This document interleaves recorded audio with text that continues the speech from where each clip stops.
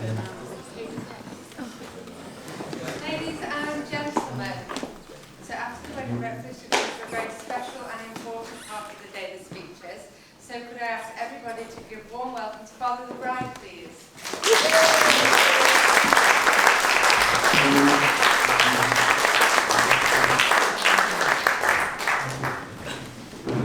Good afternoon, everyone. On behalf of Shirley Ann, Diane and myself, I would like to welcome you all and to thank you all for coming to celebrate this very special, happy occasion, the marriage of our daughter Rebecca to Alex.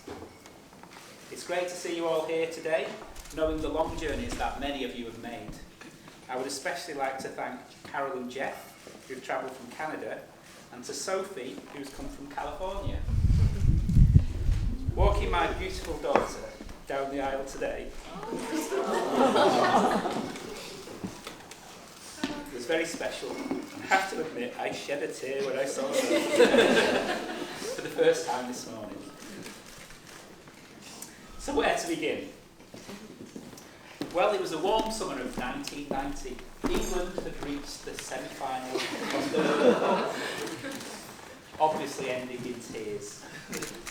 Diane had watched every game, and she even filled out a wall chart out of pregnancy boredom. I sat my final accountancy exams that summer, but it was the arrival of Becky that everybody was looking forward to. The first grandchild on both sides of the family. Diane had had morning sickness every hour of every day in the whole 9 months, and had barely eaten. It seemed a miracle that Becky weighed in at a healthy 8 pounds when she arrived on the morning of Monday the 20th of August. And so our world changed. As a baby, she was not the easiest. She wouldn't let you nurse her, and she wriggled like crazy if you tried. She had to be held up over your shoulder like that and bounced down. And we became really big fans of the dummy. I remember many long nights carrying her around, cajoling her to try and get to sleep. I guess this was the first sign of her stubbornness. This habit of stubborn wriggling continued as a toddler, and she was like a mini Houdini. She could, and regularly did, escape from pushchairs, high chairs, and shopping trolleys. In shops, she grabbed at everything that took her fancy. An early sign that she loved to shop and to get what she wants. If we wanted to go shopping, we would leave her with her doting grandparents. Then there was her desire to get naked in public. Alex, she loved to strip. I still remember being on holiday and she stripped down to nothing as we walked round a maze as me and Diane desperately tried to collect all the clothes that she'd left behind. She was stubborn and you couldn't stop her. At school, Becky was a good kid. She never got into trouble. She was bright and always worked hard. In fact, she progressed well at Helsby, moving up into higher sets as the years progressed. At one parents' evening, we were surprised to hear the words, talented and gifted. Now at this stage, Adam will want me to point out that it was only from the art teacher. But we were both very proud. In fact, Becky was selected to go on Cheshire School's art trips for such gifted students to Italy and Paris. I guess the stubbornness that I mentioned earlier is related to the determination she showed later. Becky had decided she wanted to go to university around 14, and she worked extremely hard to get good grades at both her GCSEs and A-levels. She won the school art prize.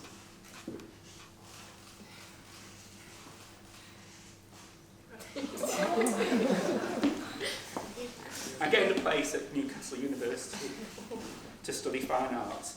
And although she was one of the youngest in the year, she was confident and mature. And we never had any doubts that she would thrive there. Our only concern in her late teens and early 20s was her taste in boys. Despite Becky having very good taste in most things, I think it's fair to say her taste in boys at that time could be described as a little odd. I won't share any details, not now, but maybe later. But just to say, we had 3 oddballs in a row. I'll come to Alex shortly. Becky graduated in 2012, not really knowing what she wanted to do career-wise. She joined Marks and Spencer's in September, and it was here she met Alex, and they struck up a friendship straight away. Although Diane and I had seen Alex in the store, we had never really met him. In January, Becky went to a belated staff Christmas party. It was getting very late, so obviously Diane was lying awake worrying. When the doorbell rang at around 2 a.m, I obviously sent her down to answer. Diane was to meet Alex for the first time as he stood at the door holding up a very drunk Becky. Alex had looked after Becky and brought her home in a taxi to Frodsham from Chester before taking a very expensive taxi ride back to North Wales. An excellent first impression. Once the third oddball had been dispatched, Becky and Alex got together and the rest is history. Their relationship blossomed quickly, and it was not long after that before they booked a dream holiday to New York. And soon after that, Alex moved in with us. Alex is one of the nicest guys you could ever wish to meet. He is extremely polite, friendly, and accommodating to everybody he meets. He really is a credit to you, Shirley. Yeah. It didn't take long for Alex to become part of our family. He even took up playing hockey with me and Adam. Lydia adores him, although she does like to embarrass him whenever she can. He stopped supporting Manchester United.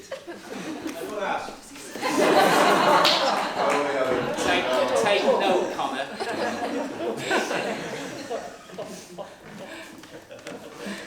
Becky and Alex saved up and bought their flat in Chester in 2016. And I guess Alex soon discovered some of the traits I mentioned earlier. You see, Becky likes nice and often expensive things. And she is stubborn and determined to get them. In fact, early last year, Diane was getting a little concerned that Alex had not yet proposed. But I know the main reason for this was because he was saving up to get the exact engagement ring that Becky had set her heart on. In April last year, Alex came to the house alone and asked permission to propose. An absolute gentleman, and there was no way we were going to refuse. Anyone who knows Becky knows she won't settle for anything but the best. Here we are today in this castle. And in Alex, she really does have the very best husband any girl or a parent could wish for. We have also enjoyed getting to know Shirley Ann and Ashley, and it was a real pleasure last year when they came over for Christmas dinner. Here's to many more family times together. As I draw to the end of my speech, it's customary for the father of the bride to impart a little marital advice to the happy couple. Stop laughing. Despite being married for over 30 years, I really don't think I'm the best person. Anyway, first bit of advice is don't be a moody sod like me, but be caring and considerate like Diane. If you do fall out, be quick to kiss and make up. Move on quickly. More importantly, Alex, just give her what she wants.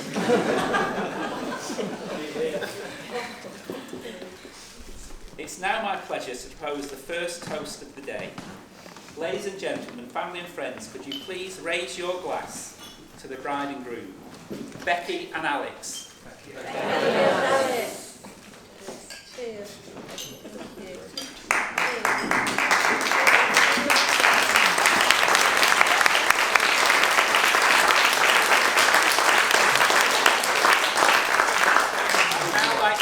So the groom, Alex, to give his speech.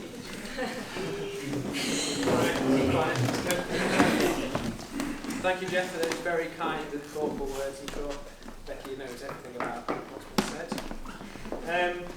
So, welcome, ladies, gentlemen, family and friends. On behalf of my wife and I would like to thank you all for coming and sharing our special day with us, and more importantly, taking the Thursday off. It would definitely not be the same without you all here with us today. Echoing Jeff's sentiment, thank you so much for people that have travelled from so far, from Canada, California. We really appreciate it. We hope you're all enjoying your day so far. Rebecca and I have been blown away by the generosity and the thoughtfulness of the gifts we've received. Really not expected, brilliant. So there'll be several toasts during the speech, so please make sure that your glass is topped up. My aim is to get you all so drunk that you cannot remember the words that Johnny and Laura have to say. So, Diane, Jeff and family, thank you for raising a beautiful, talented, caring and, at times, impulsive daughter. And for giving her away so willingly. I might add, perhaps too willingly. I cannot thank you both enough for the warmth and generosity you have both shown me since I've been part of Rebecca's life. Adam, I look forward to spending many years playing hockey with you if you're playing with me, and enjoying our mutual love of American football. Lydia, you okay, mate? I am so happy to have you as a sister-in-law. You know, I mean that. And look forward to you to continuing to torment me. Diane, I will never forget the first time I met you. I mean, it's been alluded to previously. So I remember bringing Rebecca home after a works night out. Rebecca could barely stand up, we can establish that. But I've got here, there was something wrong with her shoes on that night. Lo and behold, Diane opened the door in a rather revealing nightie. That was not in the right? So while trying to hide behind the door, Diane apologised and the awkward handover commenced. So that was the first encounter. So I was also pretty sure that Diane thought I was the taxi driver. But Diane, in all seriousness though, you're so witty, so incredibly clever, and your love for your children has no limits. All I want is to ensure, all you want, is to ensure that they are happy, and I hope I can make Rebecca happy each and every day. Thank you for all your support and making this day special. Jeff, this man right here, he did send fear into me the moment I met him. And if you've never seen Jeff on a hockey pitch, you have not seen it all. I have the pleasure of playing with Jeff for Runcorn. He very kindly invited me down, and I've not left. I remember once, a few years back, a young lad was dribbling through the pitch quite fancily, bobbing the ball on a stick halfway up, basically showboating, tapping the ball away, and to put it this way, once Jeff met him, he wasn't tapping it anymore. Jeff is one of the best men I have the privilege of knowing.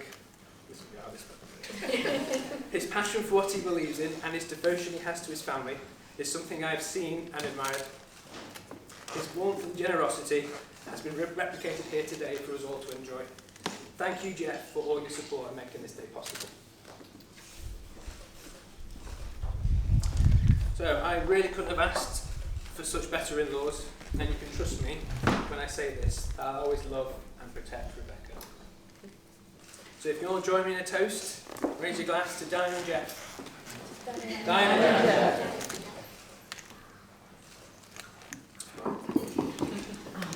Mum, This is where I get started. I want to thank you for creating such an incredible son.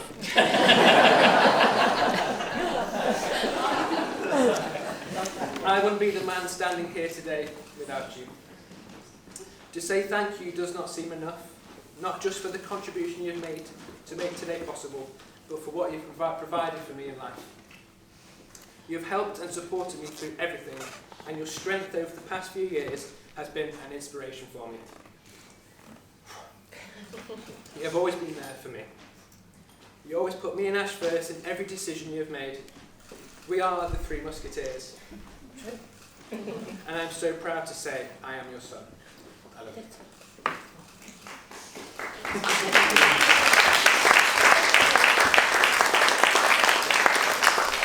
Ash, Oh dear. you have always been the voice of reason, the arse kicking I needed to get me back on track. If it wasn't for you, I would have never met Rebecca. So thank you. Finish it. Ash, you are truly amazing, and I hope one day that you'll find someone that you can love and trust as much as I do with Rebecca. I love you, Ash. You can join me and raise a glass to Mum and Ash. Mum and Ash. Thank you. Rebecca, I'm sure you'll agree how stunning she looks today, and wow. Nothing could have prepared me for what I saw when you walked down the aisle. I will never forget that moment as long as I live. So, me and your speeches are quite similar in a way. The first time I met Rebecca was M&S Cheshire Oaks. We worked together in the same department. Our friendship soon flourished over time, and all I wanted to do in work was talk to you. I just wanted to chat the hours away, and we sure did. I knew this girl was special. Then, on a works night out, my fate was sealed when she kissed me in the Marlborough Arms in Chester. At the time, it was a shock, but a very welcome shock. Our first date consisted of a number of bars in Chester, and then we somehow ended up in Rosie's. Don't ask. I've had the best years of my life with you, and we have shared such amazing experiences together. Our trip to New York at Christmas was by far the standout. We'd only been going out a matter of weeks when we booked it, which might seem crazy, but I knew this girl was the one almost instantaneously. So, when I was deciding how to propose to Rebecca, I wanted to be surrounded by friends. For us, our friends and our family are what binds us together even more tightly. I got down on one knee at the bandstand down by the river in the city we fell in love. But the best moment we have spent together was here today, when you said, I do. I cannot wait to spend the rest of our lives together with you by my side and start a family of our own. Thank you for marrying me and making me the proudest man in the world. I love you. Family and friends, if you can all join me and raise a glass to my beautiful wife, Rebecca.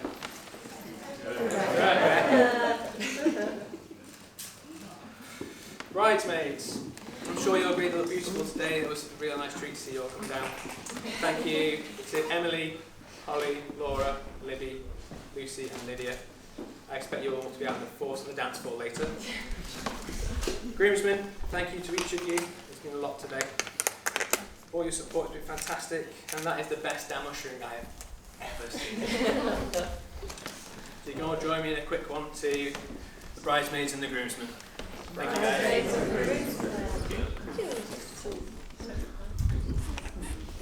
Just a couple of quick thanks. Quick special thanks to Amy. You have noticed on the table the beautiful wedding favours. Amy so very kindly did the calligraphy for them, and you're sure you agree it's all fantastic, so thanks Amy. Now, we'd also like to say a thank you and one last thanks to Naomi, who is celebrating her birthday with us here today. So thank you Naomi for sharing this big day with us. If you'd like to join me in wishing Naomi a very happy birthday.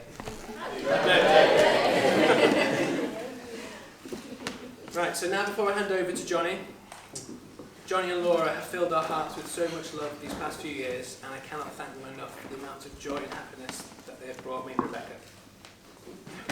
No cry, Laura, you'll get me going.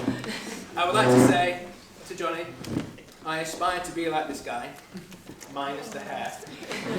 Just you wait till he gets it out later. Hair. Johnny is the most modest person you will ever meet, and he has the kindest soul of any human I know. He organised a great stag with me and the guys. We all loved it, and I cannot thank this man enough.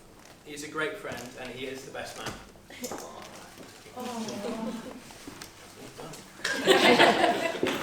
Have a good one, guys.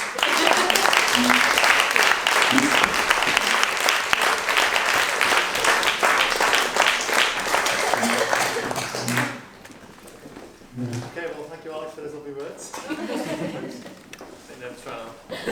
So, hello, everybody. For those of you who haven't met, my name is Johnny. You just heard that. I'm the poor fool Alex has chosen as his best man. I say that only because, firstly, I've never really been much of a speaker, and secondly, because Alex and Jeff have already pinched all the best lines. But here I am, and besides, it's not like I could have refused. After Alex took me on a nice day out, buttered me up before popping the question. It was a good strategy. Yeah, plenty of butter. I am, of course, delighted to be here today amongst all of my favourite people. And Lydia, that does include you, to celebrate the beginning of Becky and Alex's married life. How does it feel? Awesome. Becky and Alex have both become huge parts of our lives. That is myself and Laura, Becky's maid of honour. While I haven't got reels of scathing or embarrassing anecdotes to tell you about them, it does seem like a fitting opportunity to say that we are both overjoyed to have you as our closest friends. We truly appreciate the friendship. And it's a friendship really that was started by you, Becky. Because I was working in a coffee shop at the time, just doing my thing, when up pops Becky out of nowhere, and out of the blue, invites us over to their place for drinks. Now, I hadn't seen Becky in years and years since high school. I didn't really know her very well back then either. So I must confess, with Laura in the lift on the way up to her apartment, I did express concerns. Maybe about to stumble into some kind of swingers party. But after a few straight hours of chatting with Alex about all the video games and such, I realised that we're all going to get along just fine. And we have ever since. And it's not often, I think, you find people as natural and as accepting as Becky and Alex. People you can share all your thoughts with, just totally relax with. It really is something special. But I can't talk too much about Becky, because I might ruin Laura's speech. I'm not entirely sure what's in there, but I feel that's the way it's going to go. So, yeah. Those of you who know me will probably know that I can get pretty obsessed with some project or something that I'm working on, and end up talking about it for days. I'll talk and talk you to death. And if Alex has ever wanted to tell me to stop talking, sure, well, he never has. And I really appreciate that patience and the interest that we have together. So it's cool. Alex is genuine, he's generous, and he's gentle at heart. But he does like to play rough and really sink his teeth into something. And I love that competitive spirit and the sense of reckless adventure that comes with it. It's a bit like the time we kayaked to uncharted shores in Wales, or the time we nearly died in the waves of St. Ives. Maybe I shouldn't have mentioned that, Shirley Ann. Don't worry. Who, by the way, is very lovely. Shirley Ann is brilliant. Thank you for raising this guy the way you did. Thank you very much. I think that one of my favourite aspects of Alex is his dark and twisted sense of humour. It only really comes out once you properly get to know him.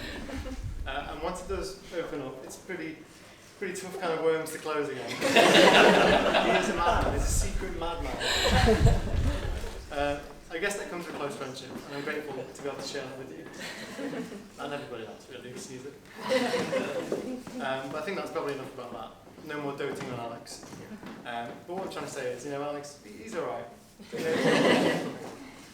Anyway, before I pass the torch to Laura, I would like to say thank you, Bex and Lex, for all the generosity and hospitality you've shown us.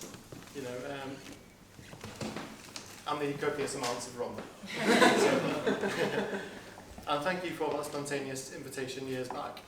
I think it's pretty mad how it's ended up. And that's it. So to Becky, Alex, and their happiness together. Cheers. Cheers. Cheers. Thank you very much. Well done, mate.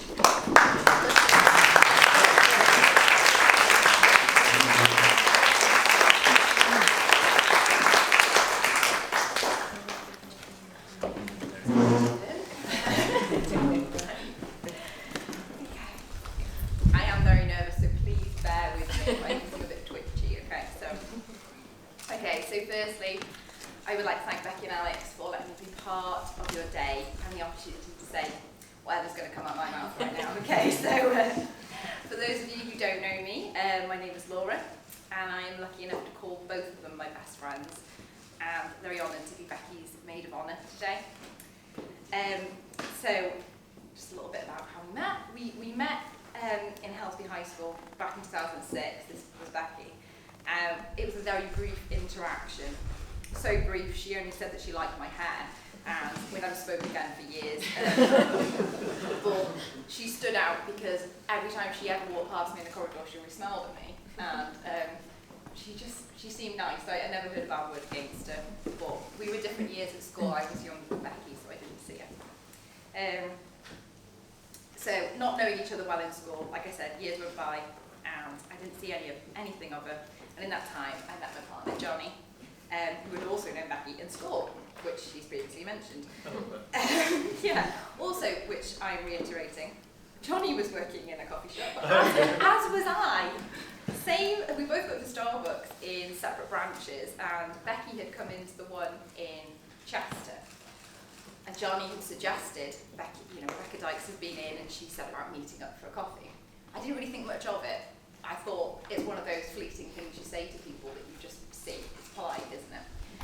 But then Becky came into my store, and I think was as surprised as me to actually see me there, and it was reiterated. So we agreed to go over to her and Alex's apartment.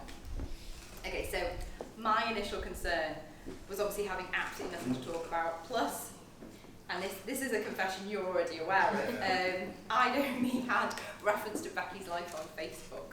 So I knew that she was going out with this guy, but I wasn't that keen on the pictures of him. I saw that they bought a house, and she looked really nice, and they were holding a key, and it was nice. But he, to me, I thought he looked like a snob. I thought he did not look approachable. So my concern was going to their apartment. I've not seen her in years. What if he's a top? I don't know how to deal with people like that. So, and then it was one thing to hope that me and Becky would be able to talk and get along and have something to say. But what about Johnny and Alex? Because most of the time, so if it's not going to work, it's not going to work. Okay. But the reality is that I couldn't have been more wrong in my judgment. Becky and I had no issue talking. For those of you who do know me, this isn't normally a problem I face anyway, so I normally just fill space, But to my absolute joy, Johnny and Alex were hitting it off spectacularly well on one side of the room for about 3 hours. I never even spoke to Alex, and then we just left, so that was that.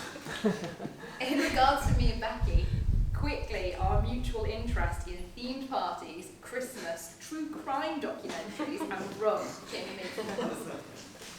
I remember feeling so happy to have found someone who was just as willing to do something every night of the week as I was. We even discovered a love of board games and started a regular board game night. And I know that's our secret, but I thought I'd crack that one out. That's the idea that we have board game nights. So yeah. But one of the truly best things about finding our friendship was the trust and the understanding that came with it, and being able to just relax together and have those moments that matter when you're all just quietly content and you can enjoy each other's company. So a very small fraction about me. My family live in Weymouth in Dorset, which for those of you who don't know is quite far away, not near.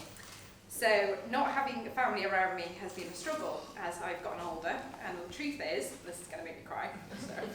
I first read this on a little book when I was 12, and it said on the front of it, I'm useless, I'm so sorry, that friends are the family that we make for ourselves, and those words are true, and that's what Becky and Alex are to me. You are my family, so with that.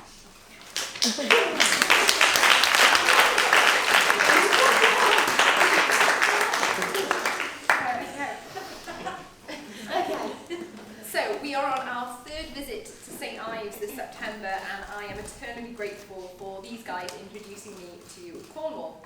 So obviously being Dorset based, I've never really travelled much further. I normally stop at Portland, so we haven't got that far, and it's really nice down there. So we have made some brilliant memories down there, and I will never forget Johnny and Alex disappearing for hours on end bodyboarding and wondering with Becky how safe actually are the waves. And I realised not that safe, and there could be a different guy in the seat today, we don't know.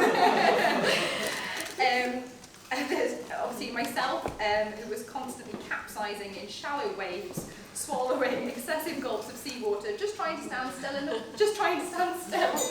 the sea, whilst Alex, Becky and Johnny fell about laughing. And one of the best birthdays I've had was in St Ives.